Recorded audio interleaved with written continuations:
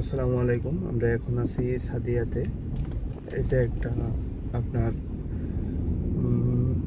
Residency area এবং কি এরিয়াটি অনেক ভিআইপি এবং দেখতে অনেক সুন্দর। দেখতে পাচ্ছেন অনেক খেজুর গাছ এবং আপনার অনেক খেজুর গাছ এবং অনেক ফুল গাছ আছে। আমার থেকে জায়গাটা সেরকম লাগতেছে এখন। তো এটা হচ্ছে অ্যাকচুয়ালি সাদিয়াতের লাস্ট দিকে। তো আমি ড্রাইভিংয়ের ফাঁকে একটু ভিডিও করে নিতেছি জায়গাটা আমার থেকে সুন্দর লাগার কারণে।